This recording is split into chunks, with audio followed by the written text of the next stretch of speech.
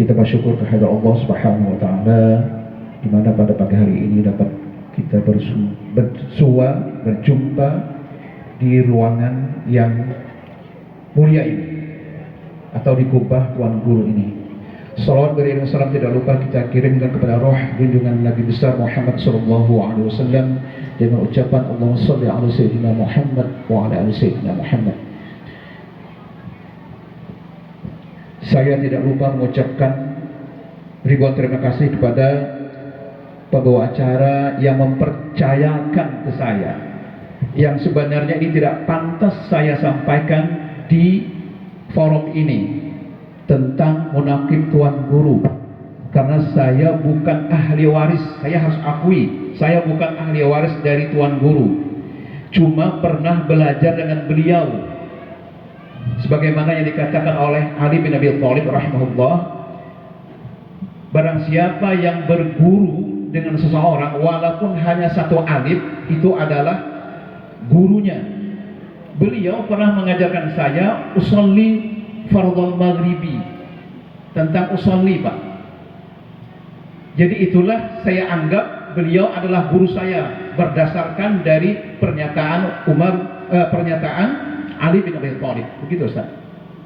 Jadi saya alhamdulillah sempat berguru dengan beliau. Dan alangkah bersyukurnya juga saya sempat berjumpa dengan beberapa orang teman beliau saat beliau menuntut ilmu di Jambi. Nanti akan saya jelaskan. Kemudian saya hormati, tak lupa saya sampaikan kepada Kepala Desa Tanah Merah dan jajarannya, juga kepada para tokoh masyarakat, tokoh agama yang telah berhadir pada kesempatan yang berbahagia ini.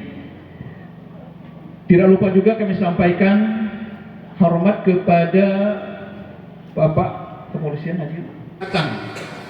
Karena banyak di antara kita yang ingin ikut serta dengan kita di sini bersama kita, tetapi dikarenakan teman-teman kita itu sakit. Di antaranya adalah tokoh kita yang bernama Ustadz Muhammad Arsyad Rashidin.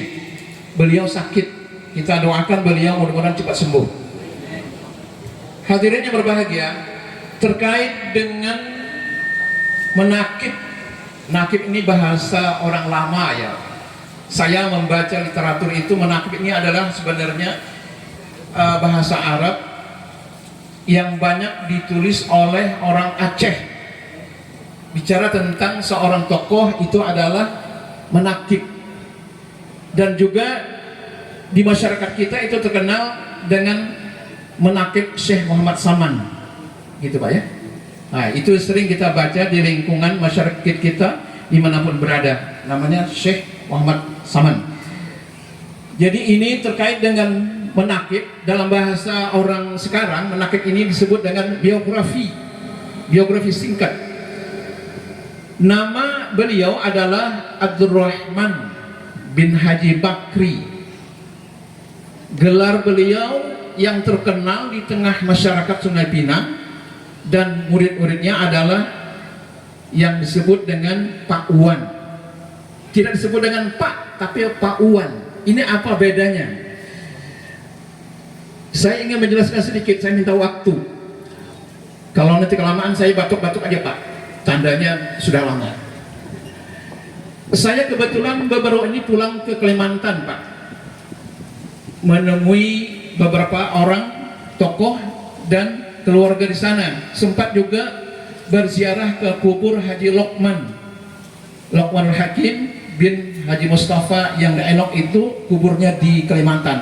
Saya ke sana. Jadi sempatlah saya itu bercakap-cakap lah, berbincang-bincang dengan orang sana, apa bedanya antara Pak dengan Pa. Jadi kata orang sana, kalau Pak itu istilah orang Sumatera atau Jawa, menyebutkan Pak.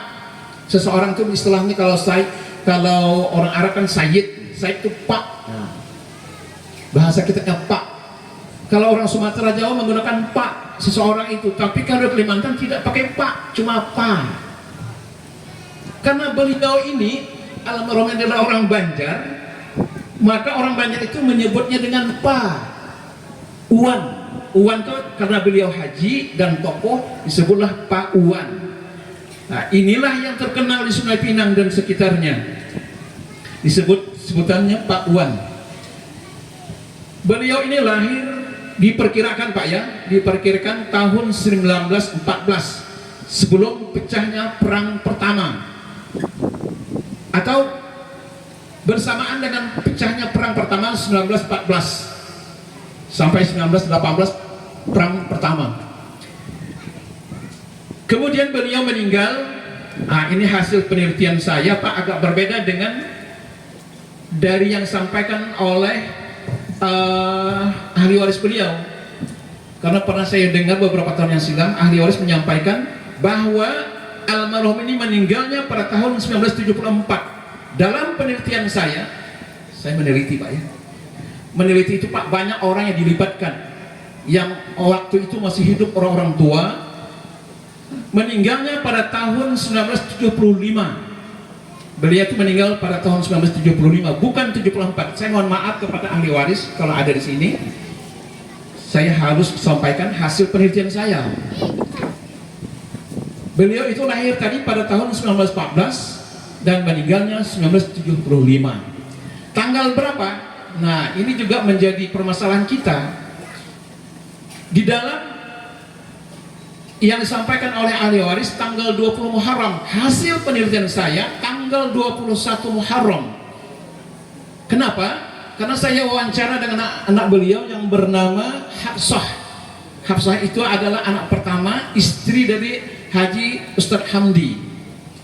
Jadi kata Kak Hafsah, saya manggil kakak, ayah saya itu meninggalnya hari Minggu, hari Ahad katanya. Saya tanya, Kak, hari Ahad itu tanggal berapa? Tak tahu katanya. Saya carilah di internet segala macam. Karena saya juga belajar, mohon maaf, bukan saya mau bangga-banggakan, karena saya belajar ilmu falakiyah. Saya lihat sistem atau metode falakiyah, saya cari, ternyata tanggal 21 Muharram beliau itu meninggalnya. Tanggal 3 Februari 1975. Carilah di internet, kita tidak akan ketemu tanggal 20 Muharram kalau disebut hari Minggu. Itu hasil penelitian saya dengan Kak Hafsah. Entahlah kalau yang lain, saya tidak tahu. Kalau misalnya meninggalnya itu hari Senin, lain lagi, maka jatuhnya pada tanggal 22. Tapi saya berdasarkan pernyataan dari anak beliau. Ini dalam penelitian saya yang disebut dengan apa namanya, data primer, karena anak beliau yang menyampaikan. Bapak Ibu sekalian yang berbahagia, tidak ada yang batuk belum lah? Mau ada yang batuk apa? Lalu siapa nama orang tua beliau yang perempuan? Mak beliau siapa namanya? Ini saya juga teliti, saya tanya kepada Ustadz Kamarudin. Ustadz Kamarudin tidak datang hari ini. Nama istri dari ibu dari almarhum ini adalah bernama Halimah. Halimah ibu beliau, sedangkan ayah beliau bernama Haji Bakri. Sedikit saya ungkit. Tuan guru kita ini dulunya sebelum berangkat ke Jambi belajar dengan orang tuanya yang bernama Haji Bakri ini Pak. Belajar mengaji, belajar berzanji, doa-doa, salat segala macam. Beres dengan beliau. Pertanyaan kita, siapakah sebenarnya Haji Bakri? Haji Bakri ini orang tua beliau berguru dengan Tuan Guru Sapat beberapa tahun lamanya. Setiap hari Kamis beliau pergi ke Sapat karena rumah beliau itu di Tanjung Baru, antara Tanjung Baru Tanjung Pasir seberangannya. Dulu Tanjung Pasir itu bukan Tanjung Pasir yang Sungai Rumah, bukan. Tanjung Pasir yang ke Tanjung Baru. Jarak Tanjung Pasir itu dengan Sapat tidak jauh, paling-paling 1 jam kira-kira begitu. Kalau pakai pompong tidak sampai 1 jam. Itu yang saya kisahkan ini pakai dayung Pak. Outnya itu kira-kira 1 jam. Jadi orang tua beliau ini mengaji setiap hari Kamis ke sana. Siapa saja yang datang ke sana, ramai Pak. Saya dapat informasi dari Bapak Muhammad Nur. orang Sapat Pak. Beliau itu asli Sapat dan juga termasuk murid dari Syekh Syekh Tuan Guru Sapat Abdurrahman, murid beliau. Muhammad Nur ini menceritakan bahwa yang datang pada hari Kamis itu pengajian tersebut ramai sekali. Tidak hanya orang-orang kita dari Tembilahan, tapi yang dari Rengat Pak. Karena Tuan Guru waktu itu juga sebagai mufti Indragiri. Jadi dari Rengat, dari Kuantan itu datang ke Tembilahan. Termasuk juga orang-orang yang dari mana yang ada tadi Bapak yang cerita namanya. Pak Haji ini yang dekat pintu nih. Dari Concong apa? Iya, mohon maaf, dari orang suku Laut banyak juga mengaji. Luar biasa orang kita Sungai Laut ini, luar biasa. Banyak yang ikut mengaji dengan Tuan Guru Sapat. Di antaranya itu adalah Haji Bakri. Jadi Haji Bakri ini bukan orang sembarangan, murid Tuan Guru Pak. Kita pahamlah kalau murid Tuan Guru itu. Nah dari beliau inilah yang mengajarkan berbagai macam pengetahuan agama kepada Pak Wan Sungai Pinang. Kemudian beberapa tahun kemudian beliau melanjutkan ke Jambi. Jambi tepatnya di Madrasah Sa'atul Darin Tahtul Yaman Jambi. Disinilah saya jumpa ketika saya ke Jambi pada tahun 80, nyantri di sana, berjumpalah dengan beberapa orang teman beliau yang masih hidup. Perlu juga saya sampaikan di sini, beliau ini ahlinya di samping ilmu pengetahuan yang lain, yang paling ahli kalau bahasa sekarang sudah profesor beliau saya nilai adalah di bidang ilmu faraid Pak, dengan ilmu alat nahwu sharaf. Nahwu sharaf itu di kepala beliau, sama juga ilmu faraid, masalah pembagian harta waris. Di Kola Enok ini dulunya kalau tidak salah saya ada teman beliau yang bernama Haji, lupa saya namanya, pernah menjabat sebagai P3 NTR dulunya.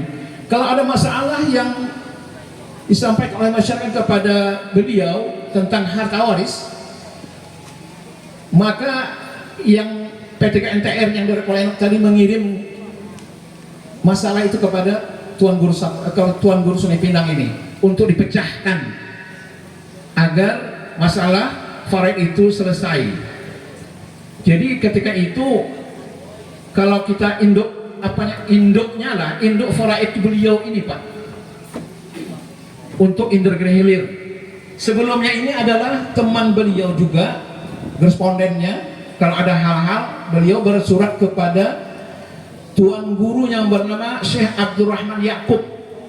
Kalau bahasa sekarang ini Abdurrahman Yakub itu adalah orang Sungai Gergaji, datuk dari Pak Wardan, mantan bupati kemarin. Nah, itu adalah teman koresponden beliau. Ada hal-hal masalah yang berat, beliau bersurat. Saya dapat informasi itu bersurat kepada Syekh Abdurrahman Yakub, karena ini juga alumni Mekah. Kalau beliau kan tidak sempat ke Mekah, hanya di Jambi dan Tuan Guru.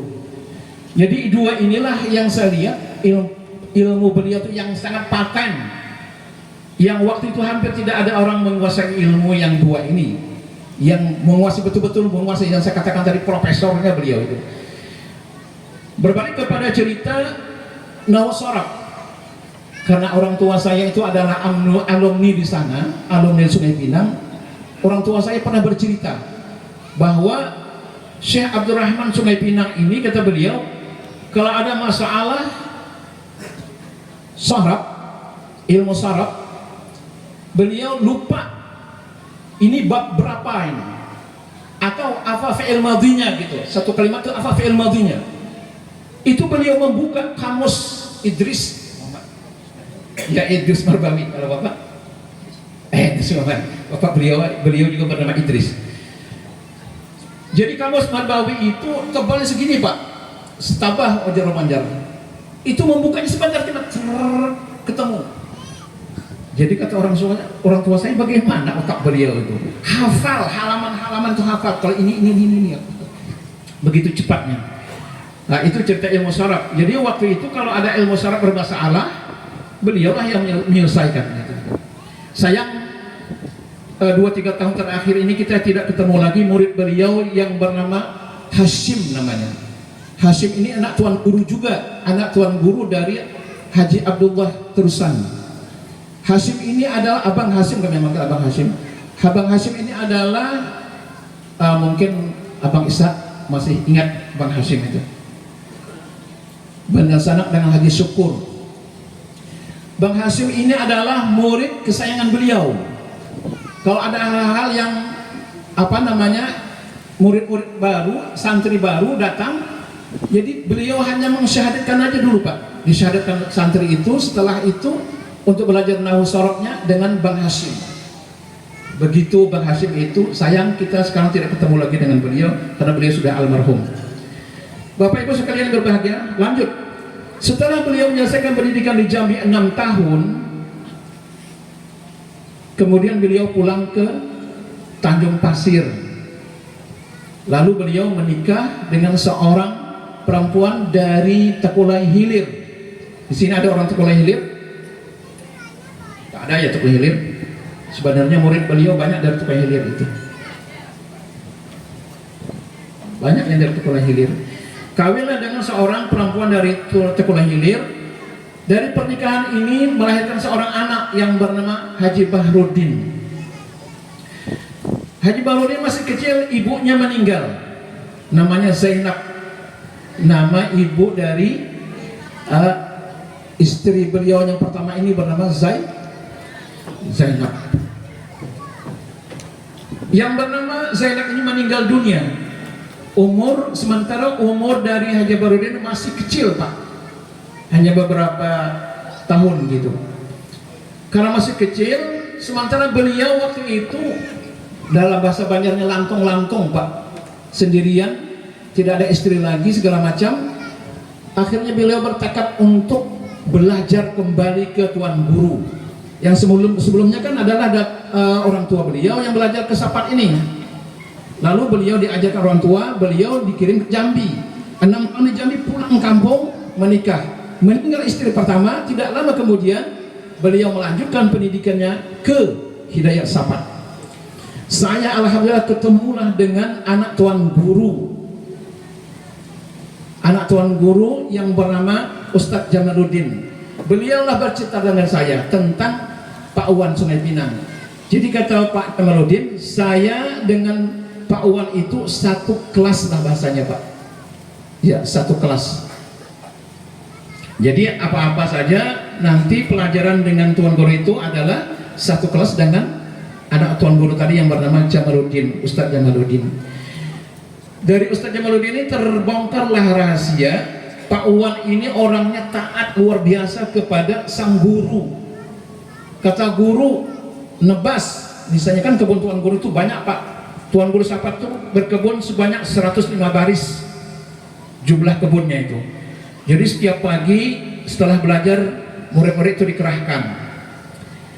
Nah nanti yang mana murid nakal-nakal ini, kata Pak Jamaluddin, Ustadz Jamaluddin bicara, ada yang mencilat.